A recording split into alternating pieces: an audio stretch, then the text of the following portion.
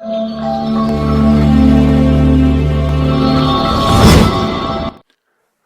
Friends, मैं doctor Adnan रफ़ीक हूँ। आज हम डिस्कस करने वाले हैं बेल्चिंग, जिसको कॉमनली लोग जो है डकारना बोलते हैं। ये बेल्चिंग होती क्या है? बेल्चिंग हो गई जब कि हमें जो जो आवाज़ जो हमें सुनाई देती है, जबकि हवा या तो फूड पाइप, जिसको हम इसोफेगस बोलते हैं, या तो स्टोमक, मैदे से, जब ये हवा मैदा या स्टोमक से मुंह में आ जाए और जब हमें उसको सुनाई दिया जाए, उसको हम बोलते हैं बेल्चिंग, डकारना।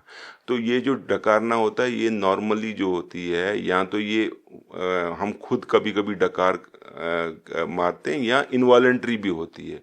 तो इनवॉलेंट्री जो होती है, ये ज़्यादातर होती है जब हमने कभी कुछ, जैसे कुछ खाना खा लिया और उससे उसकी वजह से क्या होता है, पेट फूल गया, तो अगर हमने ज़्यादा या कुछ भी खा लिया, उस वजह से जो है हमें हवा जो है वो पास हो सकती है मुंह के रास्ते से। तो ये इसको हम बोलते हैं इनवॉलेंट्री। और कभी कभी जो है वॉलंटरी भी होती है, बेल्चिंग होती है, जो हम जान करके कर सकते हैं। तो ये जो बेल्चिंग जो है, ये तभी हम इसको, ये एक नॉर्मली कोई डिसऑर्डर नहीं है, नॉर्मल फिजियोलॉजिकल फिनोमिना है।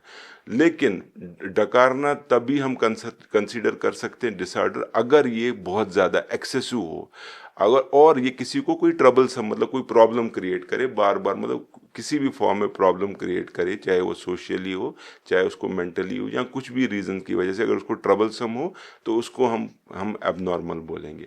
अब हम इसको जो है बेल्चिंग जो है, इसके बेसिकली दो किस्म की बेल्चिंग होती है। एक हो गई, इसको हम बोलते हैं सुपरा गैस्ट्रिक बेल्चिंग। सुपरा गैस्ट्रिक हो गई, सुपरा हो गया ऊपर, और मैदा गैस्ट्रिक होगी मैदा, मैदे के ऊपर से, मैदे के ऊपर तो फूड पाइप है। तो जब मैदे की जो सुपरा गैस्ट्रिक बेल्चिंग हो गई, जब हमारा जो हवा जो है ये स्टोमक से नहीं हो, ये फूड पाइप से एक्सपेल हो जाए बाहर, मतलब स्टोमक तक पहुंचे ही ना, ये फूड पाइप से हवा बाहर निकल जाए, उसको हम बोलते हैं सुपरा गैस्ट्रिक बेल्चिंग। अब ये हमें कैसे पता चलता है? इससे कुछ कुछ सिनी रेडियोग्राफी की जो स्टडीज़ हैं वो डेमोन्स्ट्रेट करती हैं कि क्या जो मरीज होते हैं, जब उनका जो ऊपर, जो फूड पाइप का ऊपर वाला स्ट्रक्चर, ये स्फिंक्टर जो होता है, इसको ऊपर वाला जो नलका जो होता है फूड पाइप का, जहाँ से हम खाना स्वेलो करते हैं, ये जो होता है, ये रिलैक्स होता है, और जो फूड पाइप की जो हवा जो फूड पाइप में होगी, ये मैदे को पहुंचने से पहले ही ऊपर से रिलीज हो जाता है।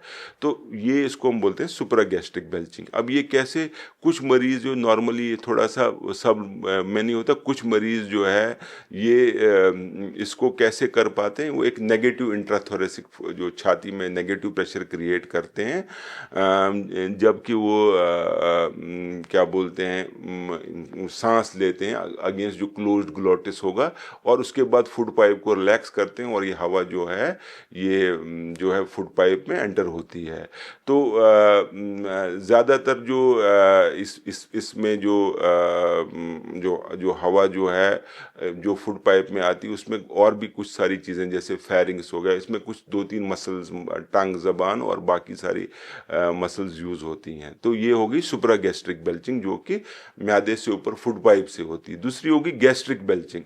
गैस्ट्रिक बेल्चिंग हो गई जब पेट, स्टोमक की वजह से, इसमें क्या होता है, जो भी हवा जमा हो जाती है मैदे में, वो जो होती है वो फूड पाइप में जो है एंटर करती है, जबकि जो जो नीचे वाला जो नलका होता है, जिसको हम लोअर इसोफेजियल स्फिंक्टर बोलते हैं, उसकी रिलैक्सेशन की वजह से हवा जो है मैदे से ऊपर फूड पाइप में और बाहर आ जाती है, और वो हमें ऑडिबल होती है, उसको बोलते हैं हम गैस्ट्रिक बेल्चिंग। अब ये गैस्ट्रिक बेल्चिंग जो होती है, इसमें कुछ जो होते हैं खाने, जैसे कि चॉकलेट हो गया, जैसे कि फैट्स हो गए, जैसे मिंट्स हो गए, ये सारी चीज़ें जो हैं ये हेल्प करती हैं गैस्ट्रिक बेल्चिंग, मतलब डकार मारने में, इन चीज़ों से, क्योंकि ये फूड पाइप को रिलैक्स करते हैं, लोअर एंड को, जो फूड पाइप होता है लोअर इसोफेजियल स्फिंक्टर, तो उस वजह से डकार जो है गैस्ट्रिक बेल्चिंग जिसको हम बोलते हैं, ये हो सकती है। अब ये जो गैस्ट्रिक बेल्चिंग होती है, नॉर्मली 25 से 30 बार तक जो है एक दिन में ये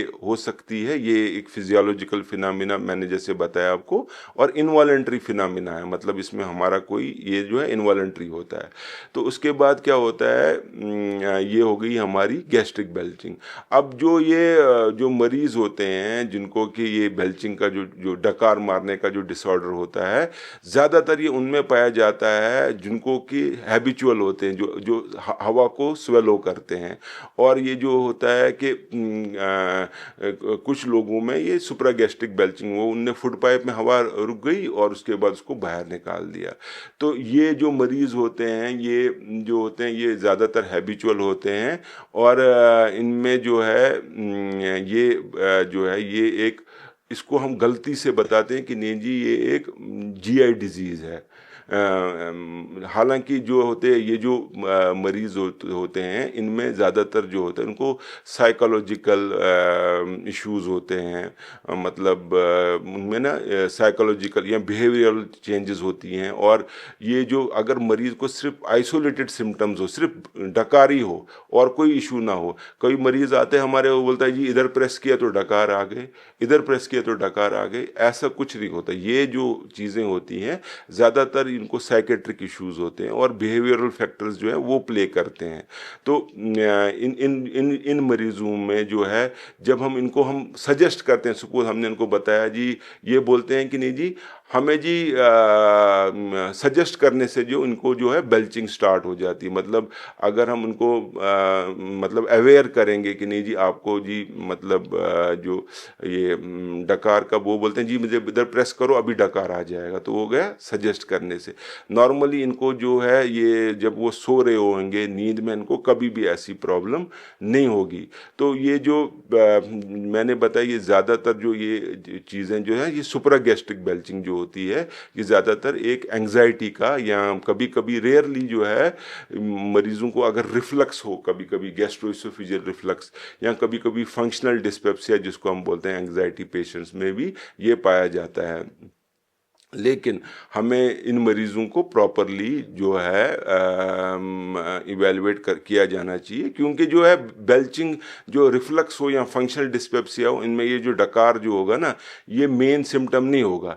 तो कभी कभी क्या होता है, ये जो सुप्रागैस्ट्रिक बेल्चिंग जो मैंने आपको बताई, ये जो है ये कभी कभी जो है ये एसिड रिफ्लक्स भी कॉज कर सकता है और अनप्लीजेंट सेंसेशन हो सकती है मरीजों को जब इनको ये सुप्रागैस्ट्रिक बेल्चिंग हो। अब हमें इनको जो है, इनको कैसे इनको इवेलुएट, डकार वाला जो मरीज़ है इसको हम जो है ये हमें कैसे इवेलुएट किया जाना चाहिए। सबसे पहले जो है तो होता है, ये जो बेल्चिंग है ये एक जो बोलते हैं ये एक फंक्शनल सिंड्रोम है।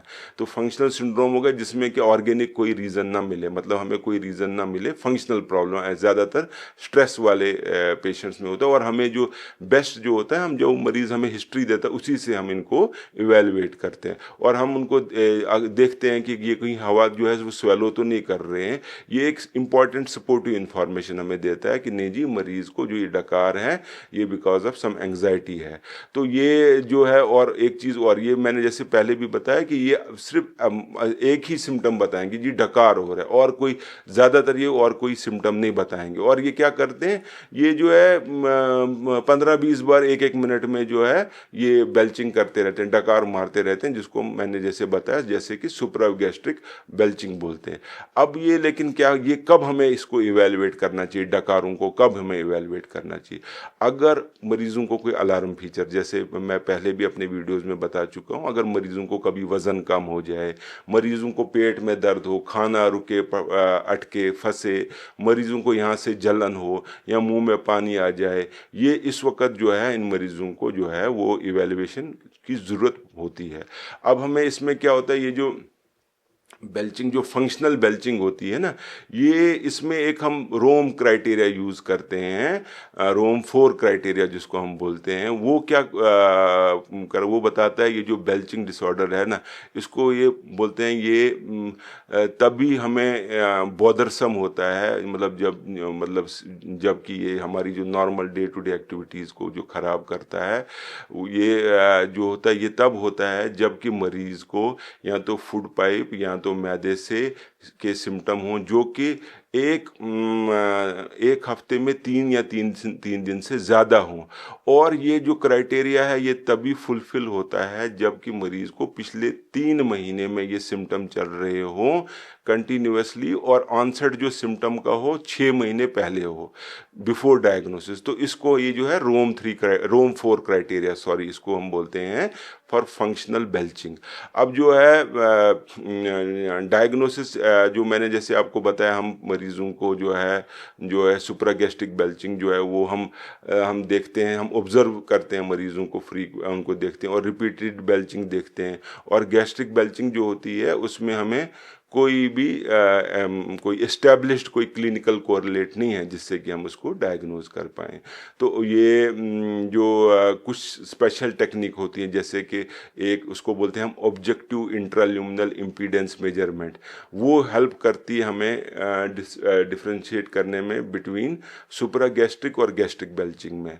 तो ये हमारे लिए एक जो इम्पॉर्टेंट टेस्ट जो मैंने आपको बताया, इससे हमें डिफ्रेंशिएट कर सकते हैं। अच्छा, उसके बाद हो गया अब मैनेजमेंट, हमें इनको कैसे मरीजों को मैनेज करना चाहिए। सबसे इम्पॉर्टेंट हो गया कि इनको एजुकेट करो। देखो जी, आपको जो ये प्रॉब्लम है, जैसे सजेस्ट करने वाले इधर से लगाओ, ये जो बेल्चिंग होती है, उनको हमें एजुकेट करना चाहिए कि देखो it is more of A psychiatric problem. आपको जो हवा का, जैसे मैंने आपको बताया कैसे एरोफेज या बाकी सारी चीज़ों का ध्यान रखा जाना चाहिए, और उनको जो एसोसिएटेड डिसऑर्डर, उनको साइकेट्रिक प्रॉब्लम है या बिहेवियर थेरेपी से उनको ये कर सकते हैं।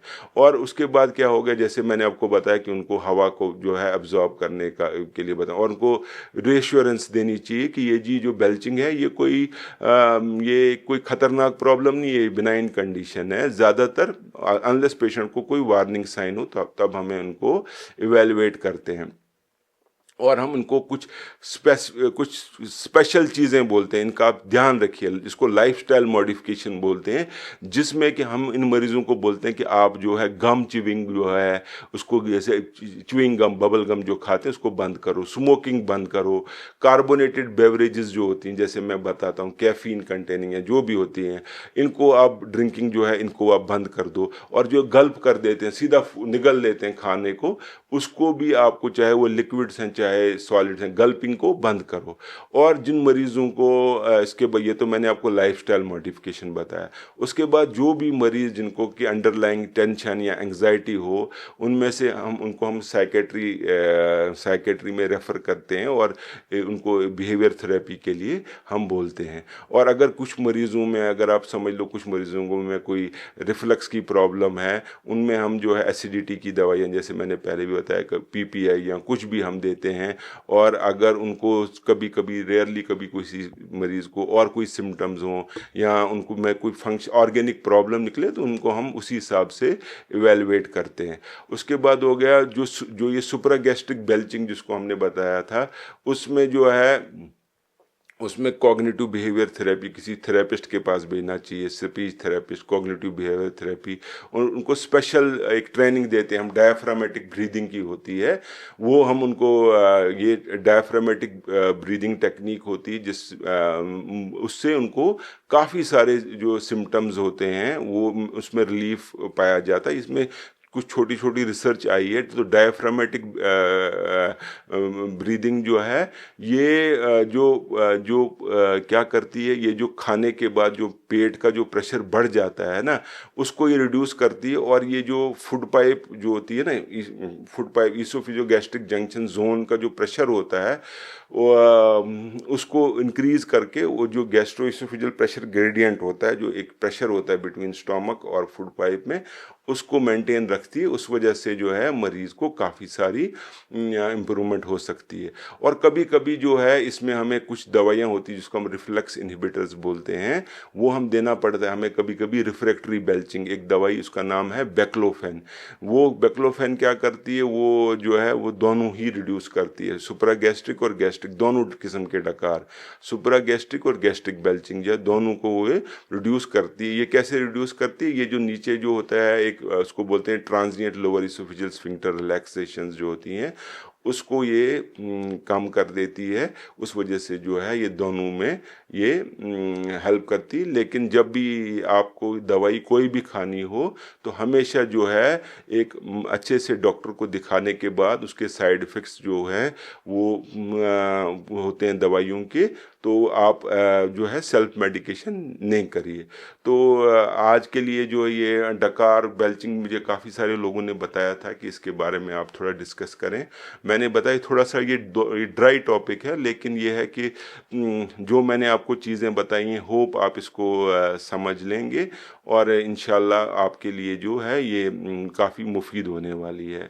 तब भी अगर कुछ मरीज़ों में जिनमें कि फ़र्क ना पड़े तो हमेशा वो किसी अच्छे से डॉक्टर गैस्ट्रोएंटरोलॉजिस्ट को दिखा दें, ताकि उनकी जो है उनको रिलीफ मिल पाए। और ये जो बेल्चिंग जैसे मैंने बताया, ये कोई भी ख़तरनाक प्रॉब्लम नहीं होती। अगर आप प्रॉपरली डॉक्टर का कहना मानेंगे और परहेज़ करेंगे तो आप इस ये जो बेल्चिंग से आप निजात पा सकते हैं। आप लोगों का बहुत बहुत शुक्रिया। इंशाल्लाह मैं और आगे कंटिन्यू करूँगा ये जो हम टॉक्स दे रहे हैं। अभी तो फ़िलहाल हम स्टोमक के रिलेटेड ही सारा डिस्कस कर रहे हैं। आगे इंशाल्लाह हम इंटेस्टाइन के रिलेटेड, जो आंत के रिलेटेड भी हमने कुछ तो हमने डिस्कस भी किया और भी डिस्कस करेंगे, और लीवर के रिलेटेड भी और पैनक्रियास के रिलेटेड भी डिस्कस करेंगे। बहुत शुक्रिया आप लोगों का। Thank you very much.